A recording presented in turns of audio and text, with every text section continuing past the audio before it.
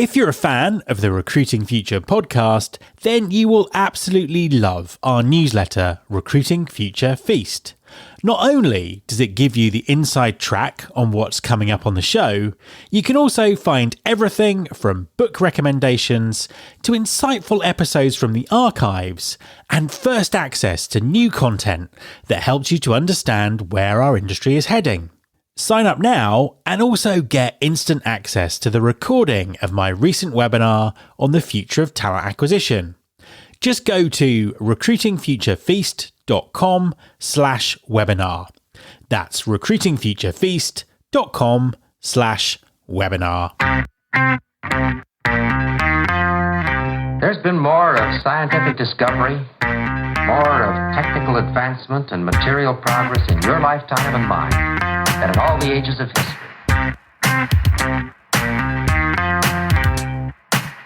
Hi there, this is Matt Alder. Welcome to episode 524 of the Recruiting Future podcast. Many employers have been publicly committing to making DE&I their most important focus for several years now. However, as the economy becomes more challenging and some companies roll back from flexible working, is the needle still moving on diversity? And is it still the business priority that we were promised it would be? My guest this week is Michael Barrington-Hibbert, CEO of Barrington-Hibbert Associates and co-founder of 10,000 Black Interns.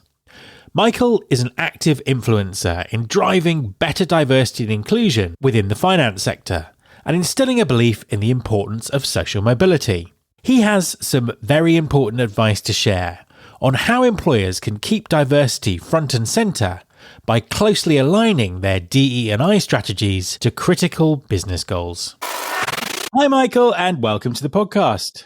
Hello, Matt. Thank you very much for having me. It's a real honour. An absolute pleasure to have you on the show. Please, could you introduce yourself and tell us what you do?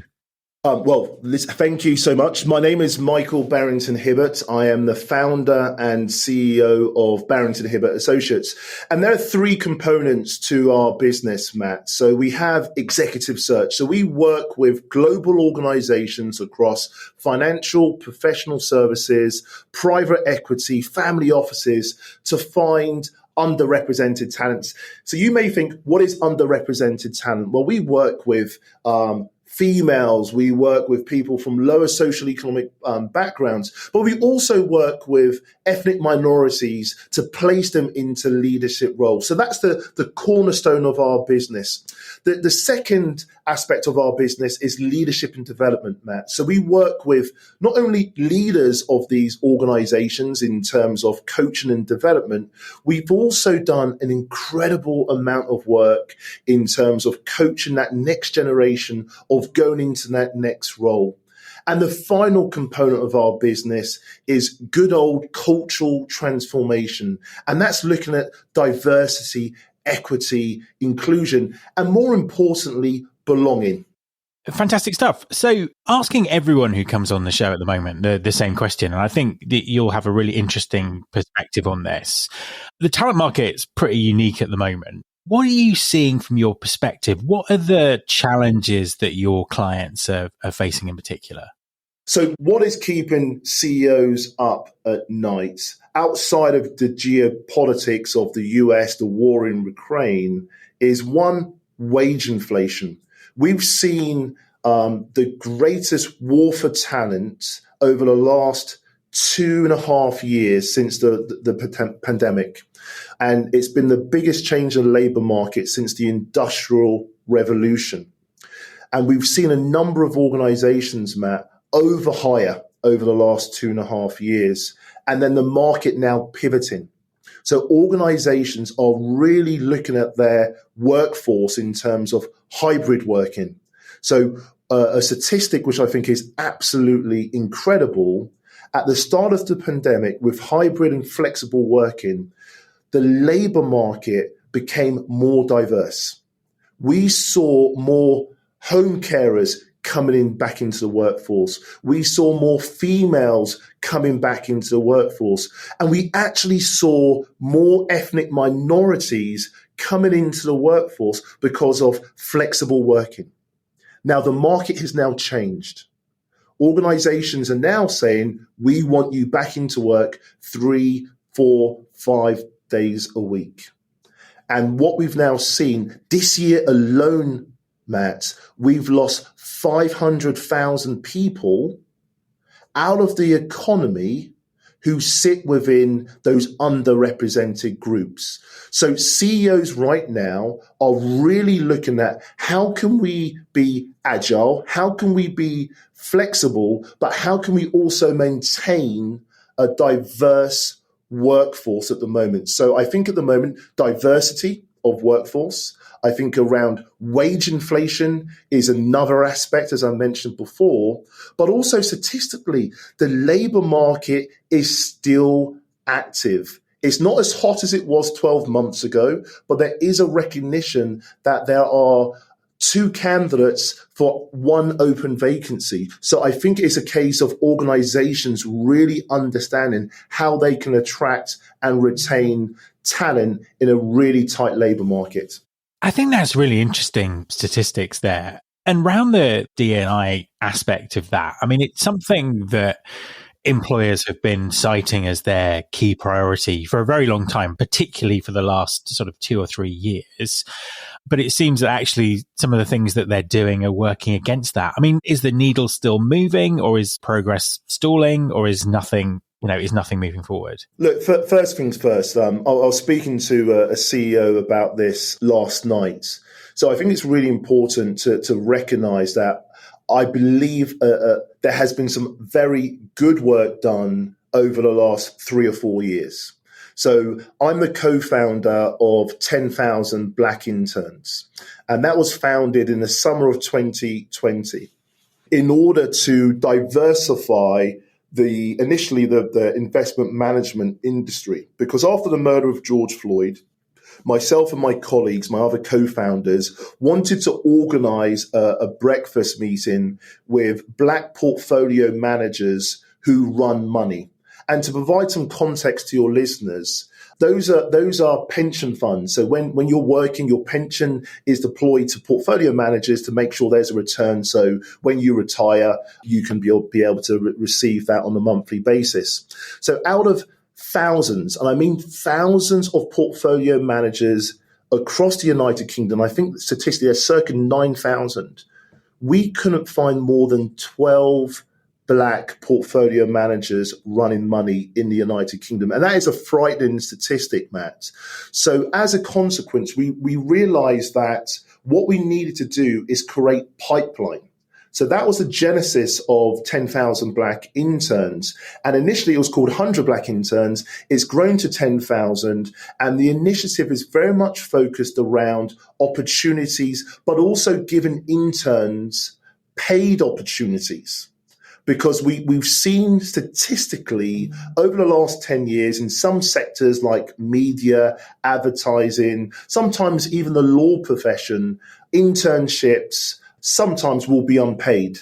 And for people from lower socio-economic backgrounds, that's just too far out of reach. So I think it's a case of organizations, and the United Kingdom have done a really good job of diversifying their graduate intake. Now, that's great, but what else is happening from a lateral point of view? Are there role models? Because the challenge that we've seen over the last 5 to 10 years, Matt, is organizations are doing a great job of attracting people from low social economic backgrounds, diverse talent.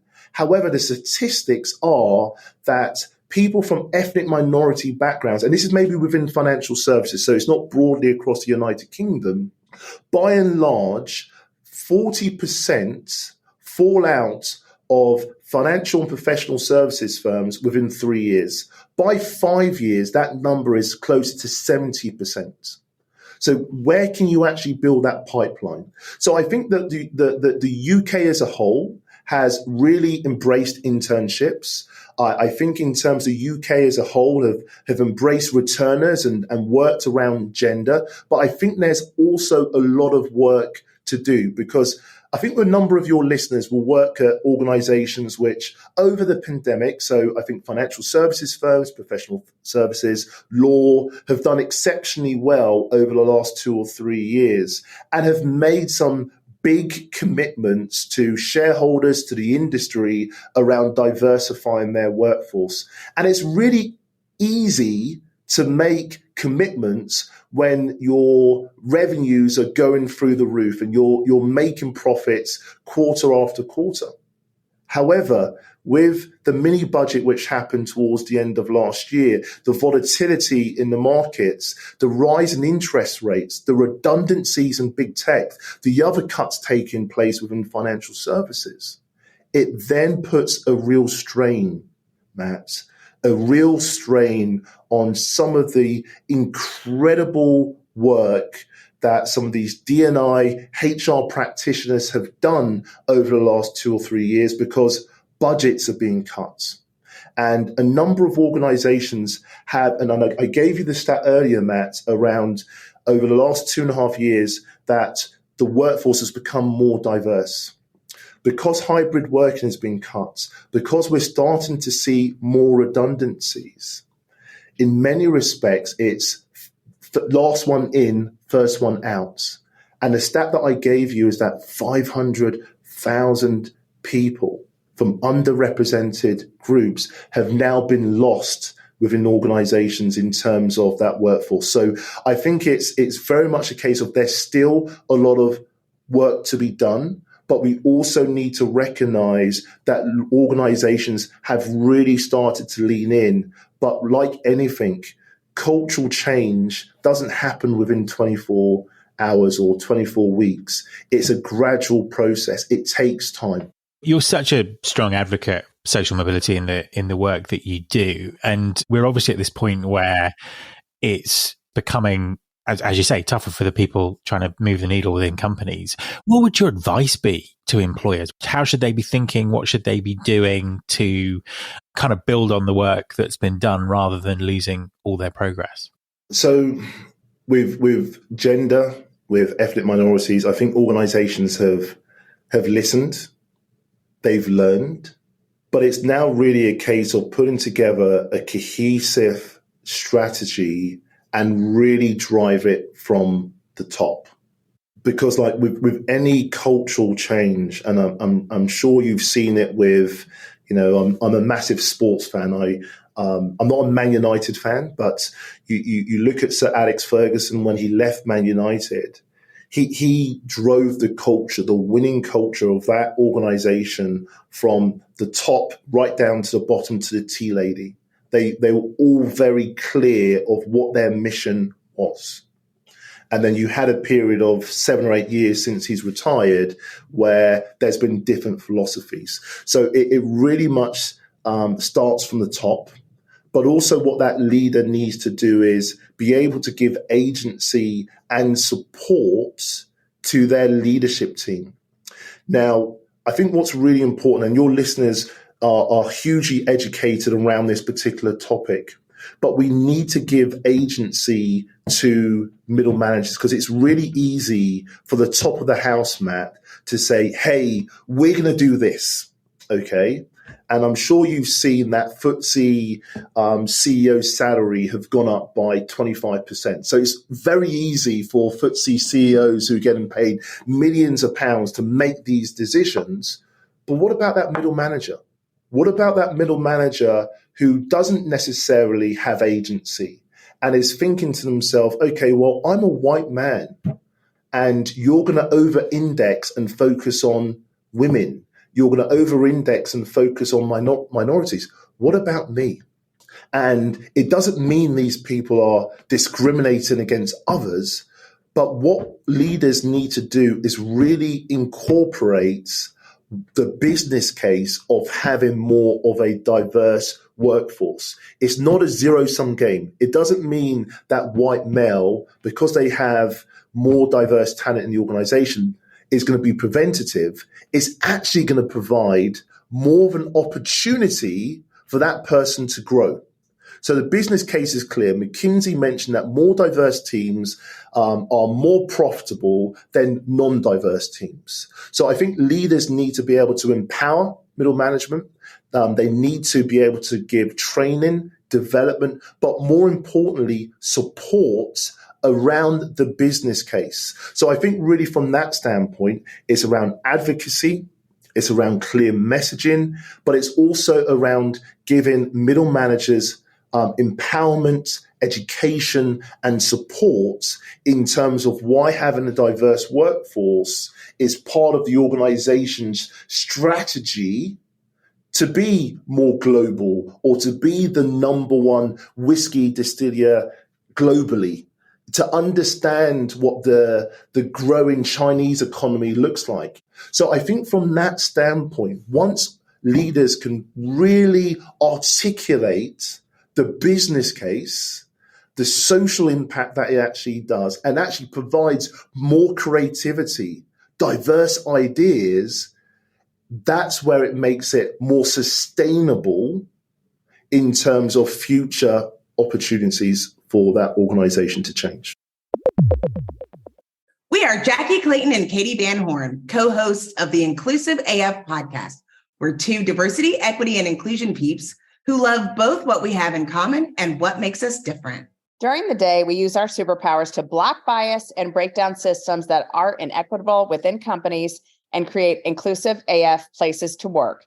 We're also BFFs who have tough conversations about our different lived experience. Come have a listen and learn something new. It's very clear that has to be the way forward. Just diving down briefly into the specifics of recruiting when it comes to building up that diverse workforce. Bias in the recruitment process is well documented. How can employers reduce that? Is that something that technology can help with? What's your sort of view on reducing bias, whether it's unconscious bias or conscious bias? As I mentioned previously, and the reason why I paused there, Matt, is it's very much a case of everyone has bias. I'm an Ipswich Town fan for my sins. I know if get a CV sent to me when I'm looking to hire, and I see another Ipswich Town fan or someone who lives in my area, I'm going to spend the next 20 minutes talking about the glory days of the 1970s. So I think it's really important that people recognize that we all have biases in the process.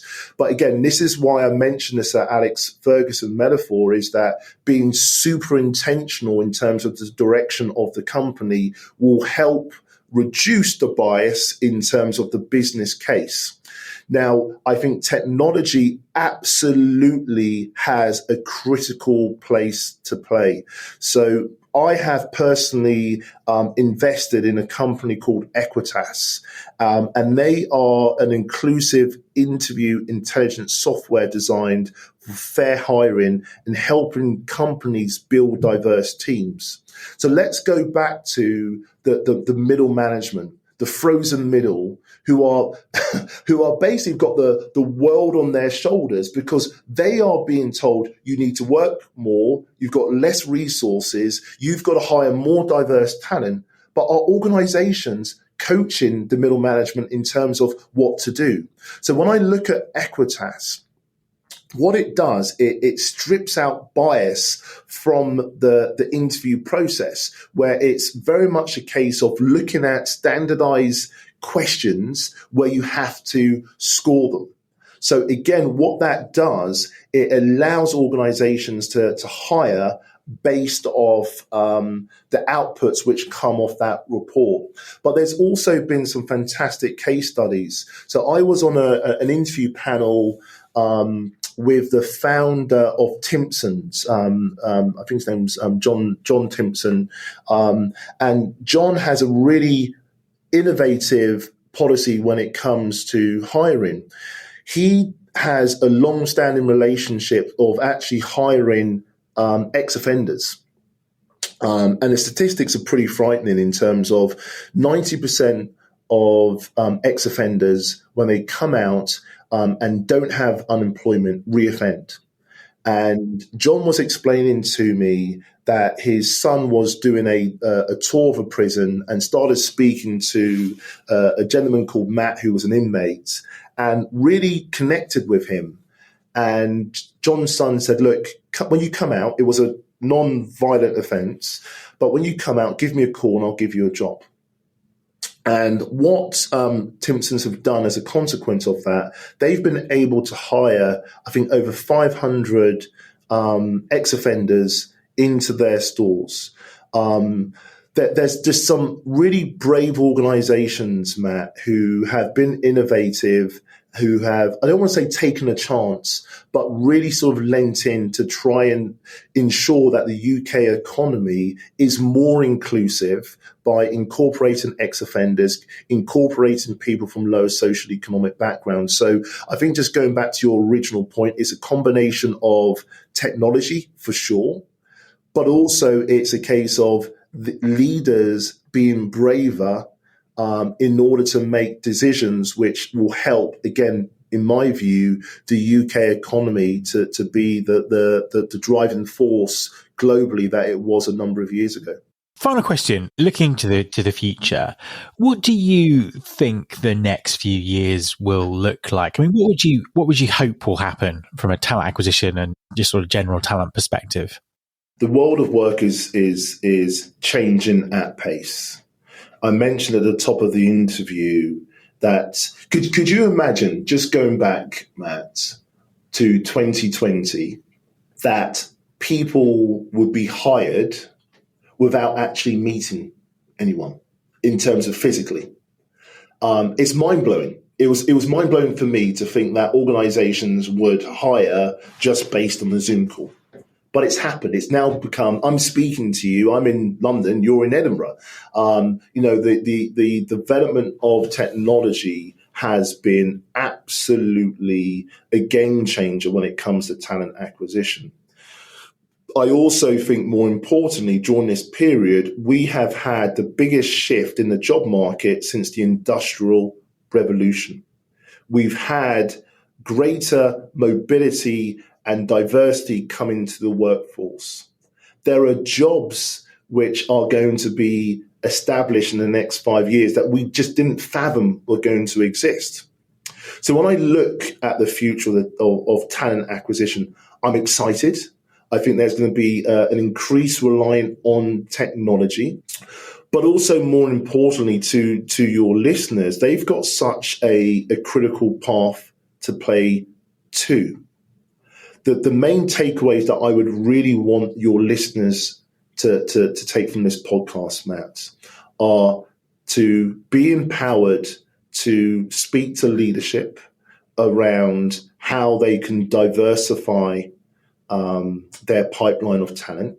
It's also a case of embracing technology. What is the culture of the organization? And I think what's a really interesting statistic, LinkedIn put a stat out there, a bit of research, that 90% of graduates, in the United Kingdom, when they are looking at their employers, they're looking at culture as the main reason of joining the organization. And I think remuneration was the fourth least important factor. So if you work within talent acquisition and you cannot articulate the culture of the organization, if you cannot provide role models around diversity, equity, inclusion, you are going to miss out on potentially one of the most resilient groups of graduates and non-graduates, by the way, coming into the workforce, because a number of these young people had to do their A-levels, GCSEs, and part of their degrees, a large portion of their degrees, in isolation. So if you haven't got that narrative around culture, belonging, neurodiversity, whatever it may be, you're potentially going to miss out on the best, most resilient young people coming into the industry. So those, for me, if it's around technology, it's around starting from the top. But I think the most important aspect, Matt, would be around culture. Michael, thank you very much for talking to me. My pleasure. My thanks to Michael. You can subscribe to this podcast in Apple Podcasts, on Spotify, or via your podcasting app of choice.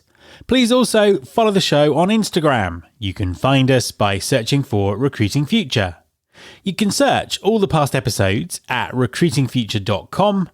On that site, you can also subscribe to our monthly newsletter, Recruiting Future Feast, and get the inside track about everything that's coming up on the show. Thanks very much for listening. I'll be back next time, and I hope you'll join me.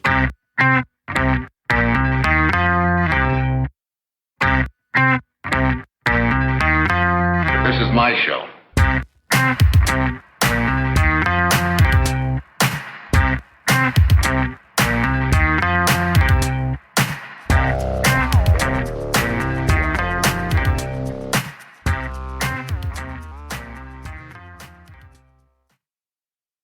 Welcome, change agents, to your go-to place for stories that ignite your spirit, fuel your purpose, and connect us all. We believe in the incredible power of the human spirit, its boundless resilience, and the inspiration it brings to our lives. On the Driving Change podcast, we'll journey together through the extraordinary yet very relatable experiences of some of the most amazing people on earth. Our mission? That through these stories, we might just spark change within you and awaken a newfound motivation to harness your unique gifts to make a real difference in the world. So get ready to be inspired and join us on this incredible adventure. You can find the Driving Change podcast on Apple Podcasts, Spotify, iHeartRadio, or wherever you love listening to your favorite podcasts.